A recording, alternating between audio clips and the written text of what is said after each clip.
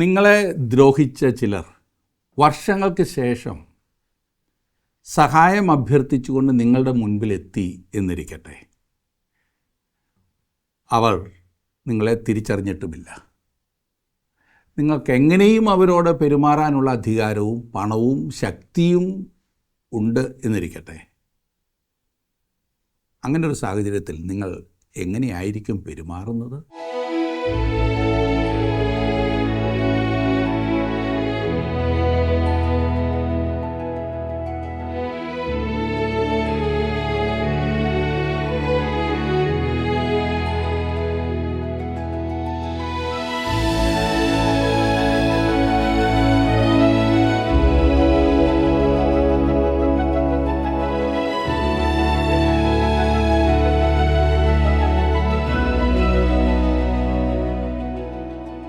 ജീവസന്ദേശം പ്രോഗ്രാമിലേക്ക് സ്വാഗതം.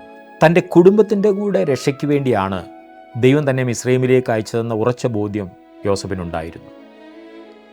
തന്നെ ദ്രോഹിച്ച സഹോദരന്മാരോട് ജോസഫ് കാണിച്ച ക്ഷമയും കരുണയും ദൈവസ്നേഹത്തിൻ്റെ അതുല്യമായ പ്രതിഫലനമാണ്. എങ്കിലും ദൈവാത്മാവിൻ്റെ പ്രവർത്തനങ്ങളെ വിവേചിച്ചറിയുവാൻ കഴിയാത്ത തൻ്റെ സഹോദരന്മാരോട് അവരുടെ ആത്മീയ പക്വതയില്ലായ്മ കണക്കിലെടുത്ത് ജഡീകരോടെന്ന പോലെ അല്പം കഠിനമായിട്ടാണ് അവൻ ഇടപെടുന്നത്. ഇത് അവരോടുള്ള പക കൊണ്ടല്ല, മറിച്ച് അവരുടെ ഹൃദയമാറ്റവും യഥാർത്ഥ മാനസാന്തരവും ലക്ഷ്യമിട്ടുള്ള വളരെ പക്വതയാർന്ന ഒരു പ്രവൃത്തിയായിരുന്നു. ഉൽപ്പത്തി പുസ്തകം 42-ാം അധ്യായത്തിൻ്റെ 5 മുതൽ 43-ാം അധ്യായത്തിൻ്റെ 15 വരെയുള്ള വാക്യങ്ങളിലൂടെയാണ് ഇന്ന് നമ്മൾ ഈ ആത്മീയ പാഠങ്ങൾ പഠിക്കുവാൻ പോകുന്നത്.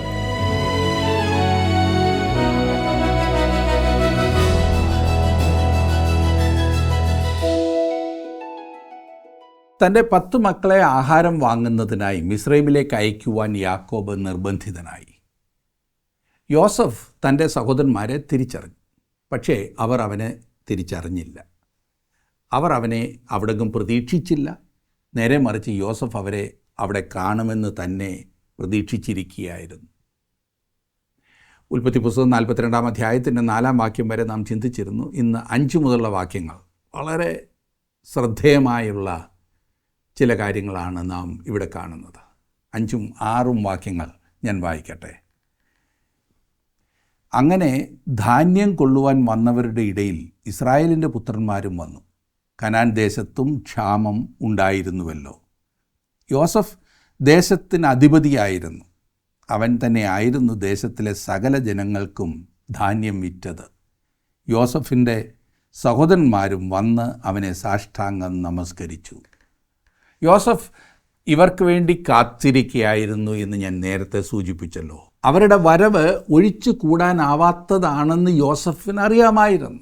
ആ കാലത്ത് ജനവാസമുണ്ടായിരുന്ന സകല ദേശങ്ങളിൽ നിന്നും ആളുകൾ മിസ്രൈമിലേക്ക്, അതായത് ഈജിപ്തിലേക്ക് വന്നിരുന്നു.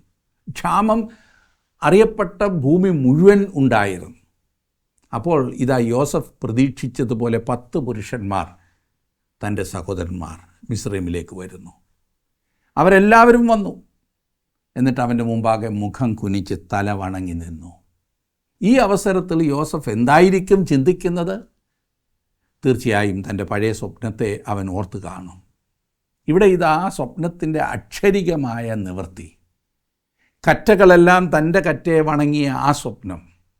ദൈവത്തിൻ്റെ വഴികൾ എത്രയോ ആശ്ചര്യകരമാകുന്നില്ലേ? 42-ാം അധ്യായത്തിൻ്റെ 7ഉം 8ഉം വാക്യങ്ങൾ. യോസഫ് തൻ്റെ സഹോദരന്മാരെ കണ്ടാറെ അവരെ അറിഞ്ഞു. എങ്കിലും അറിയാത്ത ഭാവം നടിച്ച് അവരോട് കഠിനമായി സംസാരിച്ചു. നിങ്ങൾ എവിടെ നിന്ന് വരുന്നുവെന്ന് അവരോട് ചോദിച്ചതിന് ആഹാരം കൊള്ളുവാൻ കനാൻ ദേശത്ത് നിന്ന് വരുന്നുവെന്ന് അവർ പറഞ്ഞു. യോസഫ് സഹോദരന്മാരെ അറിഞ്ഞു, എങ്കിലും അവർ അവനെ അറിഞ്ഞില്ല. യോസഫ് അവരോട് എന്തിനാണ് ഈ കർക്കശമായി ഇടപെട്ടതെന്നറിയാമോ? അവൻ അവരെ പരീക്ഷിക്കുകയായിരുന്നു. അവൻ ഇവിടം കൊണ്ട് നിർത്തുകയുമില്ല. ഇനി മുമ്പോട്ട് അവൻ അവരെ കൂടുതൽ പരീക്ഷിക്കുവാൻ പോകുകയാണ്. തുളച്ചു കയറുന്ന ചില ചോദ്യങ്ങൾ അവൻ അവരോട് ചോദിക്കും. അടുത്ത വാക്യങ്ങളിൽ അതിൽ ചിലതൊക്കെ നാം കാണുന്നുണ്ട്. 9 മുതലുള്ള വാക്യങ്ങൾ. യോസഫ് അവരെക്കുറിച്ച് കണ്ടിരുന്ന സ്വപ്നങ്ങൾ ഓർത്ത് അവരോട്, നിങ്ങൾ ഒറ്റുകാരാകുന്നു, ദേശത്തിൻ്റെ ദുർബല ഭാഗം നോക്കുവാൻ നിങ്ങൾ വന്നിരിക്കുന്നു എന്ന് പറഞ്ഞു. അവർ അവനോട്, അല്ല യജമാനനെ, അടിയങ്ങൾ ആഹാരം കൊള്ളുവാൻ വന്നിരിക്കുന്നു. ഞങ്ങളെല്ലാവരും ഒരാളുടെ മക്കൾ. ഞങ്ങൾ പരമാർത്ഥികളാകുന്നു, അടിയങ്ങൾ ഒറ്റുകാരല്ല എന്ന് പറഞ്ഞു. യോസഫ് ഒന്നിനു പുറകെ ഒന്നായി ചോദ്യങ്ങൾ നിരത്തുകയാണ്. 12-ാം വാക്യത്തിൽ കാണുന്നത്, അവൻ അവരോട്, അല്ല, നിങ്ങൾ ദേശത്തിൻ്റെ ദുർബല ഭാഗം നോക്കുവാൻ വന്നിരിക്കുന്നു എന്ന് പറഞ്ഞു. അവർ അതിന്, അടിയങ്ങൾ കനാൻ ദേശത്തുള്ള ഒരാളുടെ മക്കൾ 12 സഹോദരന്മാരാകുന്നു. ഇളയവൻ ഇന്ന് ഞങ്ങളുടെ അപ്പൻ്റെ അടുക്കലുണ്ട്, ഒരുത്തൻ ഇപ്പോൾ ഇല്ല എന്ന് പറഞ്ഞു. താൻ ആരാകുന്നു എന്ന് അവരെ അറിയിക്കാതെ അവരിൽ നിന്നും തൻ്റെ കുടുംബത്തെക്കുറിച്ച് ലഭിക്കാവുന്നത്ര വിവരങ്ങൾ ചോർത്തുകയാണ് യോസഫ് ഇപ്പോൾ ചെയ്യുന്നത്. അവർ ഒറ്റുകാരാകുന്നു എന്ന് യോസഫ് അവരെ കുറ്റപ്പെടുത്തും. യോസഫിൻ്റെ മുമ്പിൽ 10 പേർ മാത്രമേ ഉള്ളൂ, അവർ യഥാർത്ഥത്തിൽ 12 പേരാകുന്നു എന്നും ഒരാൾ പിതാവിൻ്റെ അടുത്ത് വീട്ടിലുണ്ട് എന്നും അവർ സമ്മതിച്ചു. 12-ാമത്തെ വ്യക്തിയെക്കുറിച്ച് ഒരുത്തൻ ഇപ്പോൾ ഇല്ല എന്നത്രേ അവർ പറഞ്ഞത്. വേറൊരു വിധത്തിൽ പറഞ്ഞാൽ യോസഫ് മരിച്ചു എന്നത്രേ ഇവർ കരുതിയിരിക്കുന്നത്. നഷ്ടപ്പെട്ടു പോയി എന്ന് അവർ വിചാരിക്കുന്ന ആളിനോട് തന്നെയാണ് അവർ അത് പറയുന്നത്. ഇവിടെ ദൈവത്തിൻ്റെ അത്ഭുത പ്രവൃത്തി ചരിത്രത്തിൻ്റെ കാവ്യനീതിയായി വെളിപ്പെടുകയാണ്. അവർ ഒറ്റുകാരാണെന്ന് 3-ാമത്തെ പ്രാവശ്യവും യോസഫ് അവരെ കുറ്റപ്പെടുത്തുന്നതാണ് നാം ഇനിയും കാണുവാൻ പോകുന്നത്. 14-ാം വാക്യത്തിൽ നാം കാണുന്നത്, യോസഫ് അവരോട് പറഞ്ഞത്, ഞാൻ പറഞ്ഞതുപോലെ നിങ്ങൾ ഒറ്റുകാർ തന്നെ. ഇതിനാൽ ഞാൻ നിങ്ങളെ പരീക്ഷിക്കും. നിങ്ങളുടെ ഇളയ സഹോദരൻ ഇവിടെ വന്നല്ലാതെ ഫറവോനാണ്. നിങ്ങൾ ഇവിടെ നിന്ന് പുറപ്പെടുകയില്ല.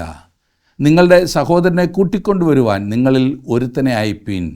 നിങ്ങളോ ബദ്ധന്മാരായിരിക്കണം. നിങ്ങൾ നേരുള്ളവരോ എന്ന് നിങ്ങളുടെ വാക്ക് പരീക്ഷിച്ചറിയാമല്ലോ. അല്ലെന്ന് വരികിൽ ഫറവോനാണ്, നിങ്ങൾ ഒറ്റുകാർ തന്നെ.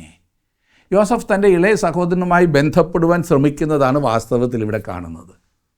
ഇപ്പോൾ വന്നിട്ടുള്ള 10 പേരും യോസഫിൻ്റെ അർദ്ധ സഹോദരന്മാരാണല്ലോ. ബെന്യാമീനാണ് യോസഫിൻ്റെ അമ്മയിൽ നിന്നും പിറന്ന സ്വന്തം സഹോദരൻ.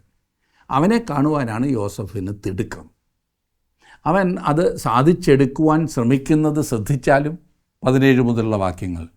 അങ്ങനെ അവൻ അവരെ 3 ദിവസം തടവിലാക്കി.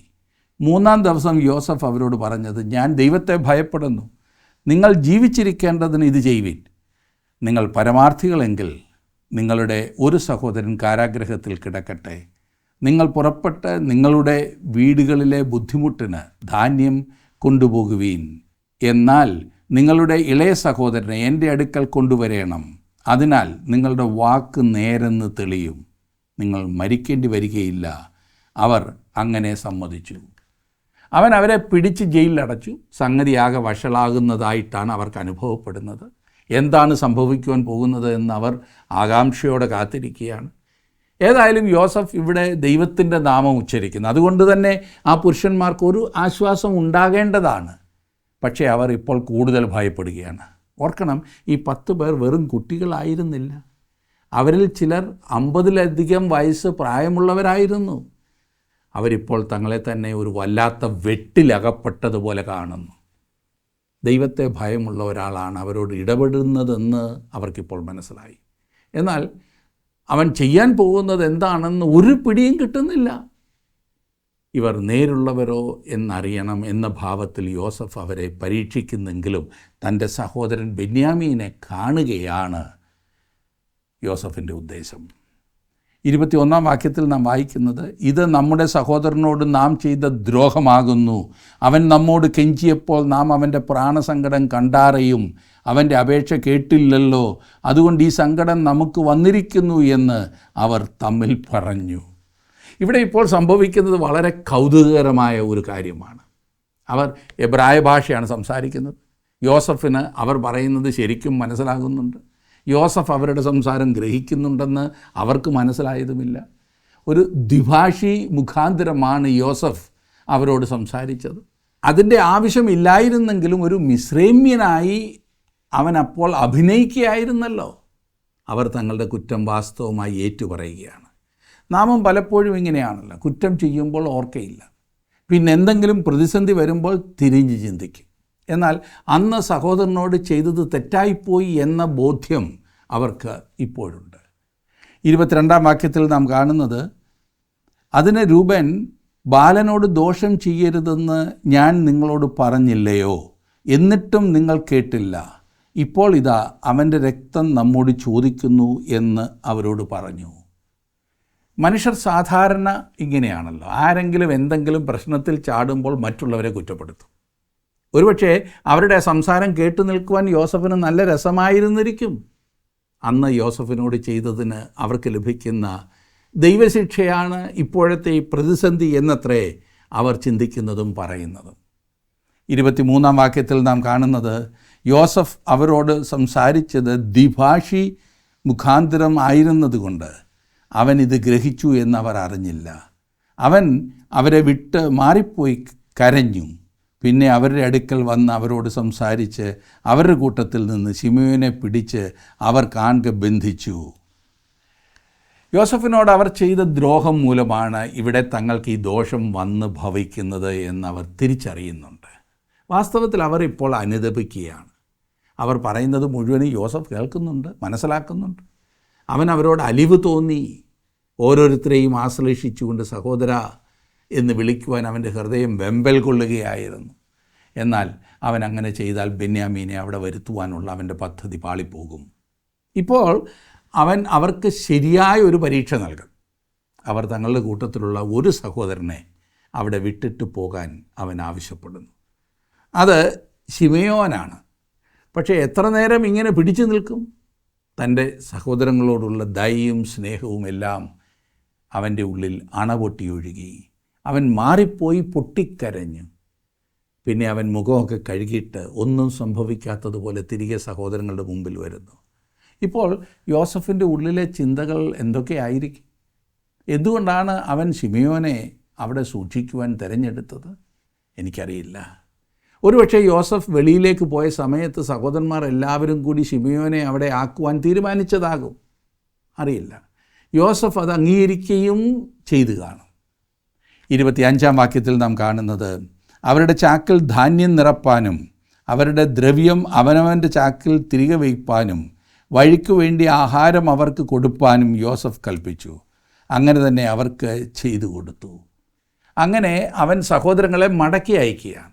എന്നാൽ ജീവരക്ഷയ്ക്കായി അവർക്ക് കൊടുത്ത ധാന്യത്തിന് പകരം അവൻ സ്വന്തം സഹോദരങ്ങളിൽ നിന്ന് എങ്ങനെ പണം വാങ്ങും? അതുകൊണ്ട് അവൻ അവരുടെ പണം രഹസ്യമായി അവരുടെ ചാക്കിൽ തിരികെ വയ്ക്കുകയും വീട്ടിലെത്തുന്നത് വരെ ആവശ്യമായ ഭക്ഷണ പദാർത്ഥങ്ങൾ അവർക്ക് നൽകുകയും ചെയ്തു. 26 മുതലുള്ള വാക്യങ്ങളിൽ നാം കാണുന്നത്, അവർ ധാന്യം കഴുതപ്പുറത്ത് കയറ്റി അവിടെ നിന്ന് പുറപ്പെട്ട് വഴിയമ്പലത്തിൽ വെച്ച് അവരിൽ ഒരുത്തൻ കഴുതയ്ക്ക് തീൻ കൊടുപ്പാൻ ചാക്കഴിച്ചപ്പോൾ തൻ്റെ ദ്രവ്യം ചാക്കിൻ്റെ വായ്ക്കലിരിക്കുന്നത് കണ്ടു. തൻ്റെ സഹോദരന്മാരോട്, എൻ്റെ ദ്രവ്യം എനിക്ക് തിരികെ കിട്ടി, അതിതാ എൻ്റെ ചാക്കിലിരിക്കുന്നു എന്ന് പറഞ്ഞു. അപ്പോൾ അവരുടെ ഉള്ളം തളർന്നു. അവർ വിറച്ചു. ദൈവം നമ്മോട് ചെയ്തത് എന്ത് എന്ന് തമ്മിൽ പറഞ്ഞു. ഇവരുടെ കുറ്റബോധം തമാശയ്ക്ക് വഴി നൽകുന്നതാണ്. ഈ അവസരത്തിലും അവർ ചിന്തിക്കുന്നത് ഇത് ദൈവം അവരുടെ മേൽ അയക്കുന്ന ശിക്ഷയാകുന്നു എന്നാണ്.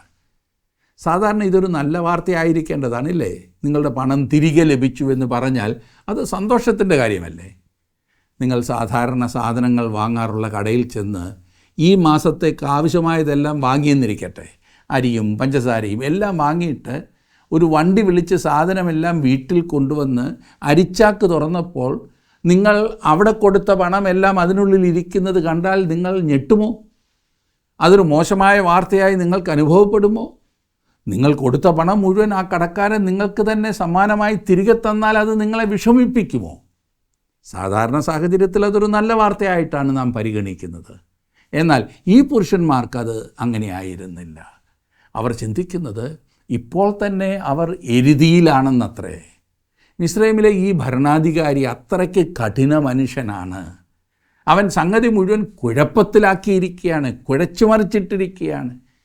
പട്ടിണി കിടന്ന് ചത്താലും ഇനി അങ്ങോട്ട് പോകാതിരിക്കാമായിരുന്നു. എന്നാൽ ഒരു സഹോദരൻ അവിടെ കിടക്കുന്നു. ഇപ്പോൾ ഇതാ തങ്ങൾ കൊടുത്ത പണമെല്ലാം തിരികെ ചാക്കിലിരിക്കുന്നു. തീർച്ചയായും ഇതൊരു കെണിയായി അവർക്ക് തോന്നിയിരിക്കും. അങ്ങനൊരു സാഹചര്യത്തിൽ നിങ്ങളായിരുന്നെങ്കിൽ എന്ത് ചെയ്തേനെ? ഒരുപക്ഷെ അപ്പോൾ തന്നെ തിരികെ ചെന്ന് വസ്തുത ബോധിപ്പിച്ചേനെ, ഇല്ലേ? എന്നാൽ അവർ ഉടനെ മടങ്ങിപ്പോകുന്നില്ല. അവർ തിരികെ പോയാൽ വാസ്തവത്തിൽ എരുതിയിൽ നിന്ന് വറച്ചട്ടിയിലേക്ക് ചാടുന്നത് പോലെ ആയിരിക്കുമെന്ന് അവർ ചിന്തിച്ചു. ആ മനുഷ്യൻ അവരെ കള്ളന്മാരെന്ന് സ്ഥിരീകരിക്കുമെന്ന് അവർക്ക് തോന്നി. അവർ പണം മോഷ്ടിച്ചതാണെന്ന് അവൻ തീർച്ചയായും പറയും. അതുകൊണ്ട് അവർ അതിനൊരവസരം കൊടുക്കുന്നില്ല. അവർ വീട്ടിലേക്ക് പോകുന്നു. ഇനി ഒന്നുകൂടി വരേണ്ടി വന്നാൽ അന്നേരം പണം തിരികെ കൊണ്ടുവരാം എന്ന ചിന്തയായിരുന്നു അവർക്ക്. അങ്ങനെയാകുമ്പോൾ വീട്ടിലെല്ലാവരോടും യാത്രയൊക്കെ ചോദിച്ചിട്ട് പോരാമല്ലോ. ഒരുപക്ഷെ പിന്നെ വീട്ടിലേക്ക് തിരികെ പോകാൻ കഴിയാത്ത അവസ്ഥയുണ്ടായാലോ. അവർ വീട്ടിൽ വന്ന അപ്പനോട് നടന്ന സംഭവങ്ങളെല്ലാം വിവരിക്കുന്നു. അത് കഴിഞ്ഞ് അവർ ഓരോരുത്തൻ്റെയും ചാക്കുകൾ അഴിച്ചപ്പോഴും അതിലെല്ലാം അവരുടെ പണം കാണുന്നു. അപ്പോൾ ആരോ മനഃപൂർവ്വം തങ്ങളെ കുടുക്കാൻ ശ്രമിക്കുകയാണെന്ന് അവർക്ക് മനസ്സിലായി. ഭയവും ആകുലതയും കൊണ്ട് കലങ്ങിമറിഞ്ഞ ഈ അവസരത്തിൽ യാക്കോബിൻ്റെ വാക്കുകൾ ശ്രദ്ധിച്ചാലും 36-ാം വാക്യത്തിൽ അവരുടെ അപ്പനായ യാക്കോബ് അവരോട്, നിങ്ങൾ എന്നെ മക്കളില്ലാത്തവനാക്കുന്നു. യോസഫില്ല, ശിമയോനില്ല, ബെന്യാമീനെയും നിങ്ങൾ കൊണ്ടുപോകും. സകലവും എനിക്ക് പ്രതികൂലം തന്നെ എന്ന് പറഞ്ഞു. ഇപ്പോൾ യാക്കോബിൻ്റെ അവസ്ഥയോർത്ത് നിങ്ങൾക്ക് സഹതാപം തോന്നുന്നില്ലേ? പണ്ടത്തെ ആ സൂത്രക്കാരനായ യാക്കോബ് അല്ല അവനിപ്പോൾ. ഒരല്പം കൂടി കഴിഞ്ഞ് നാം കാണുവാൻ പോകുന്ന വിശ്വാസത്തിൽ തികഞ്ഞ മനുഷ്യനുമല്ല അവനിപ്പോൾ. അവൻ വളരുന്നുണ്ടെന്നതിന് സംശയമില്ല. എന്നാൽ അവനിപ്പോൾ ആകെ നിരാശനാണ്. ഭാവിയെക്കുറിച്ചൊരു ശുഭാപ്തി വിശ്വാസവും അവനില്ല. അവൻ പറയുന്നു, സകലവും എനിക്ക് പ്രതികൂലം തന്നെ. അവൻ്റെ മകൻ യോസഫ് അങ്ങനെ ഒരു കാര്യം പറയില്ല, ഇതുവരെ പറഞ്ഞിട്ടില്ല. എന്നാൽ യാക്കോബ് പറയുന്നു, സകലവും എനിക്ക് പ്രതികൂലമാകുന്നു. യോസഫ് ആയിരുന്നെങ്കിൽ ഇങ്ങനെയുള്ള സാഹചര്യത്തിൽ വർഷങ്ങൾക്ക് ശേഷം വിശുദ്ധ പൗലോസ് പറഞ്ഞതുപോലെ പറഞ്ഞേനെയും, ദൈവത്തെ സ്നേഹിക്കുന്നവർക്ക്, നിർണയപ്രകാരം വിളിക്കപ്പെട്ടവർക്ക് തന്നെ സകലവും നന്മയ്ക്കായി കൂടി വ്യാപരിക്കുന്നു എന്ന് നാം അറിയുന്നു. 37-ാം വാക്യത്തിലേക്ക് നാം വരുമ്പോൾ കാണുന്നത്, അതിന് രൂബേൻ അപ്പനോട്, എൻ്റെ കയ്യിൽ അവനെ ഏൽപ്പിക്കുക, ഞാൻ അവനെ നിൻ്റെ അടുക്കൽ മടക്കിക്കൊണ്ടുവരും.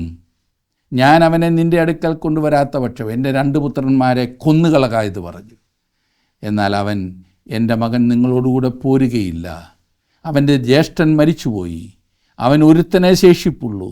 നിങ്ങൾ പോകുന്ന വഴിയിൽ അവന് വല്ല ആപത്തും വന്നാൽ നിങ്ങൾ എൻ്റെ നരയെ ദുഃഖത്തോടെ പാതാളത്തിലേക്ക് ഇറങ്ങുമാറാക്കും എന്ന് പറഞ്ഞു.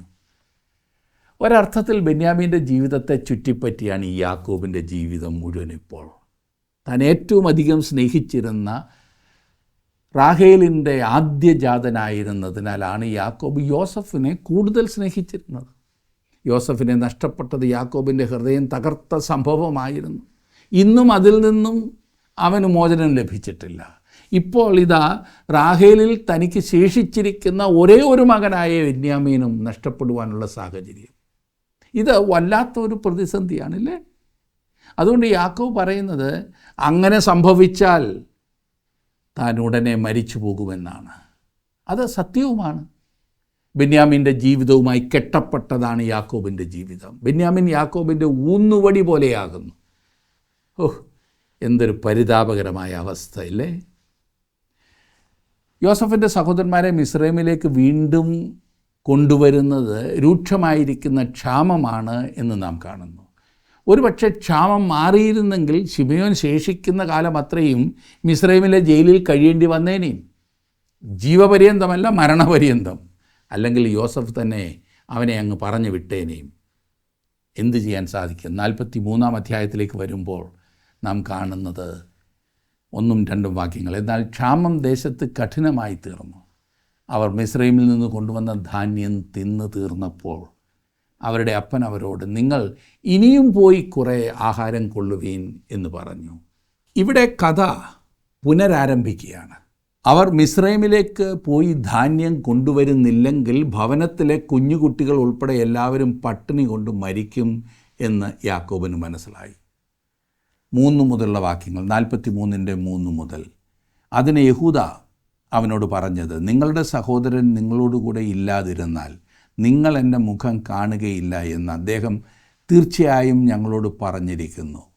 നീ ഞങ്ങളുടെ സഹോദരനെ ഞങ്ങളോടുകൂടെ അയച്ചാൽ ഞങ്ങൾ ചെന്ന് ആഹാരം വാങ്ങിക്കൊണ്ടുവരാം. അയക്കാഞ്ഞാലോ ഞങ്ങൾ പോകുകയില്ല. നിങ്ങളുടെ സഹോദരൻ നിങ്ങളോടുകൂടെ ഇല്ല എങ്കിൽ നിങ്ങൾ എൻ്റെ മുഖം കാണുകയില്ല എന്ന് അദ്ദേഹം ഞങ്ങളോട് പറഞ്ഞിരിക്കുന്നു. ഇത് ന്യായമായ ഒരു വാദം തന്നെയാണ്, അല്ലേ? അദ്ദേഹം എന്ന സംബോധന ശ്രദ്ധിച്ചോ? ഇതാരെക്കുറിച്ചാണെന്നറിയാമോ? പണ്ട് സ്വപ്നക്കാരൻ എന്ന് അവർ വിളിച്ച് പരിഹസിച്ച അവരുടെ സഹോദരൻ യോസഫിനെക്കുറിച്ച്. പക്ഷേ അവർക്കതറിയില്ല. അവൻ അവർക്ക് വ്യക്തമായൊരു ശാസനം നൽകിയിരിക്കുകയാണ്. ഇതുവരെ മനസ്സിലാക്കിയത് വെച്ച് ആ ഭരണാധികാരി, അതായത് യോസഫ്, അവൻ പറയുന്നത് പോലെ തന്നെ ചെയ്യുമെന്ന് അവർക്ക് മനസ്സിലായി. അവൻ അങ്ങോട്ടും ഇങ്ങോട്ടും നോക്കേണ്ട യാതൊരു കാര്യവുമില്ല, ആരെയും പേടിക്കേണ്ടതായിട്ടില്ല.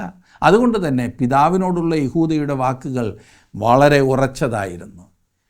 ഇനിയും ഞങ്ങൾ മിസ്രൈമിലേക്ക് പോകണമെങ്കിൽ ബെന്യാമിൻ ഞങ്ങളോടൊപ്പം ഉണ്ടായിരിക്കണം. നീ അവനെ ഞങ്ങളോടൊപ്പം അയക്കാത്ത പക്ഷം ഇവിടെ പട്ടിണി കിടന്ന് മരിച്ചോളാം. അവിടെ പോയി മരിക്കാൻ ഞങ്ങൾ തയ്യാറല്ല. അങ്ങോട്ട് പോയത് കൊണ്ട് വിശേഷമൊന്നുമില്ലതാനും. കാരണം അദ്ദേഹം ഞങ്ങളെ കാണുവാൻ കൂട്ടാക്കത്തത് പോലുമില്ല. 43 അധ്യായത്തിൻ്റെ 6-7 വാക്യങ്ങൾ. നിങ്ങൾക്കിനിയും ഒരു സഹോദരൻ ഉണ്ടെന്ന് നിങ്ങൾ അദ്ദേഹത്തോട് പറഞ്ഞ് എനിക്ക് ഈ ദോഷം വരുത്തിയത് എന്തിന് എന്ന് ഇസ്രായേൽ പറഞ്ഞു. അതിനവർ, നിങ്ങളുടെ അപ്പൻ ജീവിച്ചിരിക്കുന്നുവോ, നിങ്ങൾക്കിനിയും ഒരു സഹോദരനുണ്ടോ എന്നിങ്ങനെ അദ്ദേഹം ഞങ്ങളെയും ഞങ്ങളുടെ വംശത്തെയും കുറിച്ച് താല്പര്യമായി ചോദിച്ചതുകൊണ്ട് ഞങ്ങൾ ഇതൊക്കെയും അറിയിക്കേണ്ടി വന്നു. നിങ്ങളുടെ സഹോദരനെ ഇവിടെ കൂട്ടിക്കൊണ്ടു വരുവീൻ എന്ന് അദ്ദേഹം പറയുമെന്ന് ഞങ്ങൾ അറിഞ്ഞിരുന്നുവോ എന്ന് പറഞ്ഞു. അതും സത്യമാണ്. പാവം വൃദ്ധനായ യാക്കോബ് ഈ വയസ്സാം കാലത്ത് ആകെ ചിന്താക്കുഴപ്പത്തിലാണ്. ഒരു തീരുമാനം എടുക്കുവാൻ കഴിയുന്നില്ല. നിങ്ങൾ എന്തിനാണ് ആ മനുഷ്യനോട് നിങ്ങൾക്ക് വേറൊരു സഹോദരനുണ്ടെന്ന് പറഞ്ഞത് എന്ന ചോദ്യത്തിൽ തന്നെ അവൻ്റെ അരിശം വ്യക്തമാണ്. തൻ്റെ മക്കൾ അതും ഇതും പറയാതെ മിണ്ടാതിങ്ങ് പോന്നിരുന്നു എങ്കിൽ എത്ര നന്നായിരുന്നു എന്നാണ് അദ്ദേഹം ചിന്തിച്ചത്. എന്നാൽ തങ്ങളുടെ പിതാവിനോട് മറുപടി പറയുമ്പോൾ ആ സഹോദരന്മാർ വാസ്തവത്തിൽ യുക്തിപരമായിട്ടാണ് അത് ചെയ്യുന്നത്. അവർ പിതാവിന് കൊടുത്ത മറുപടിയുടെ സാരമിതാണ്: ആ മനുഷ്യനോട് സകലവും പറയണമെന്നൊന്നും ഞങ്ങൾക്കില്ലായിരുന്നപ്പാ. എന്നാൽ അയാൾ ഓരോന്ന് ചികഞ്ഞ് ചോദിക്കുവാൻ തുടങ്ങി. തുടർന്ന് യഹൂദ മുമ്പോട്ട് വന്ന് ബെന്യാമീൻ്റെ സുരക്ഷിതത്വത്തിൻ്റെ ചുമതല ഏറ്റെടുക്കുന്നതാണ് നാം കാണുന്നത്. 8-9 വാക്യങ്ങളിൽ പിന്നെ യഹൂദ തൻ്റെ അപ്പനായ ഇസ്രായേലിനോട് പറഞ്ഞത്, ഞങ്ങളും നീയും ഞങ്ങളുടെ കുഞ്ഞുകുട്ടികളും മരിക്കാതെ ജീവിച്ചിരിക്കേണ്ടതിന് ബാലനെ എന്നോടുകൂടെ അയക്കണം. എന്നാൽ ഞങ്ങൾ പോകാം. ഞാൻ അവന് വേണ്ടി ഉത്തരവാദിയായിരിക്കാം. നീ അവനെ എൻ്റെ കയ്യിൽ നിന്ന് ചോദിക്കണം. ഞാൻ അവനെ നിൻ്റെ അടുക്കൽ കൊണ്ടുവന്ന് അവനെ നിൻ്റെ മുമ്പിൽ നിർത്തുന്നില്ലെങ്കിൽ ഞാൻ സദാകാലം നിനക്ക് കുറ്റക്കാരനായിക്കൊള്ളാം. എന്നെ ശ്രദ്ധിക്കുന്ന പ്രിയ സുഹൃത്തെ, താങ്കൾക്കും എനിക്കും ഇന്നൊരു സുരക്ഷിതത്വം ഉറപ്പാക്കിയിട്ടുണ്ട്. അത് നൽകിയവൻ യഹൂദയുടെ ഗോത്രത്തിൽ നിന്നുമുള്ളവൻ തന്നെയാണ്. അന്ന് യഹൂദ ബെന്യാമീന് വേണ്ടി ഉത്തരവാദിയായതുപോലെ യഹൂദ ഗോത്രത്തിൽ നിന്നും വന്ന കർത്താവായ യേശു എൻ്റെ ഇടയനായി എൻ്റെ സ്ഥാനമെടുത്ത് എൻ്റെ ശിക്ഷ വഹിച്ചു. അവൻ്റെ മാനദണ്ഡത്തിനൊത്തവണ്ണം ഉയരുവാൻ എനിക്ക് കഴിയുമായിരുന്നില്ല. എന്നാൽ യേശു കർത്താവ് വന്ന് തൻ്റെ ജീവൻ എനിക്കായി നൽകുകയും എന്നെ സുരക്ഷിതനാക്കുകയും ചെയ്തു. ക്രിസ്തുവിനെക്കുറിച്ചുള്ള എത്ര മനോഹരമായൊരു ചിത്രമാണ് ഇവിടെ യഹൂദയിൽ നമുക്ക് ലഭിക്കുന്നത്. നമ്മുടെ സുരക്ഷിതത്വം ഉറപ്പുവരുത്തിയ അരുമരക്ഷകനാണ് കർത്താവായ യേശു ക്രിസ്തു. 10-11 വാക്യങ്ങളിൽ നാം വായിക്കുന്നത്, ഞങ്ങൾ താമസിച്ചിരുന്നില്ലെങ്കിൽ ഇപ്പോൾ 2 പ്രാവശ്യം പോയി വരുമായിരുന്നു. അപ്പോൾ അവരുടെ അപ്പനായ ഇസ്രായേൽ അവരോട് പറഞ്ഞത്, അങ്ങനെയെങ്കിൽ ഇത് ചെയ്യുവിൻ. നിങ്ങളുടെ പാത്രങ്ങളിൽ കുറേ സുഗന്ധപ്പശ, കുറേ തേൻ, സാമ്പ്രാണി, സന്നിനായകം, ബോടനണ്ടി, ബദാമണ്ടി എന്നിങ്ങനെ ദേശത്തിലെ വിശേഷ വസ്തുക്കളിൽ ചിലതൊക്കെയും കൊണ്ടുപോയി അദ്ദേഹത്തിന് കാഴ്ചവെപ്പീൻ. ഉടൻ തന്നെ അവരുടെ അപ്പൻ ബെന്യാമീനെ കൂടെ അയച്ചിരുന്നെങ്കിൽ അവർ ഇതിനോടകം 1 പ്രാവശ്യം കൂടി മിസ്രൈമിൽ പോയി വന്നേനേയും എന്നത്രേ യഹൂദ പറയുന്നത്. 11 വാക്യത്തിൽ നിന്ന് നമുക്ക് മനസ്സിലാകുന്നത് അവർക്ക് കനാൻ നാട്ടിൽ ക്ഷാമമുണ്ടായത് ധാന്യത്തിനാണ് എന്നത്രേ. അതെ, അപ്പത്തിനും ചോറിനും മറ്റും ആവശ്യമായ ധാന്യം അവർക്കവിടെ ഇല്ലായിരുന്നു. എന്നാൽ തേനും സുഗന്ധവർഗ്ഗങ്ങളും ബോടനണ്ടിയും ബദാമണ്ടിയും എല്ലാം അവർക്കുണ്ടായിരുന്നു. അതുകൊണ്ട് യാക്കോബ് പറയുന്നത് മിസ്രൈമിലെ ഭരണാധികാരിക്ക് ഒരു സമ്മാനം കൊണ്ടുപോകണമെന്നത്രേ.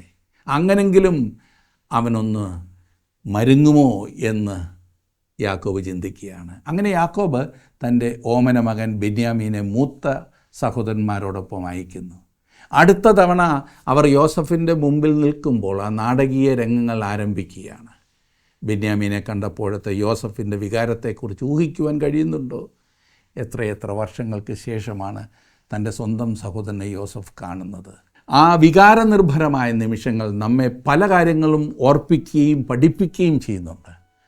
അടുത്ത എപ്പിസോഡിൽ നമുക്കത് ഒരുമിച്ച് പഠിക്കാം. ഈ ഭാഗങ്ങൾ വായിച്ചാട്ടെ, അനുഗ്രഹം പ്രാപിച്ചാട്ടെ. ദൈവം നിങ്ങളെ അനുഗ്രഹിക്കട്ടെ.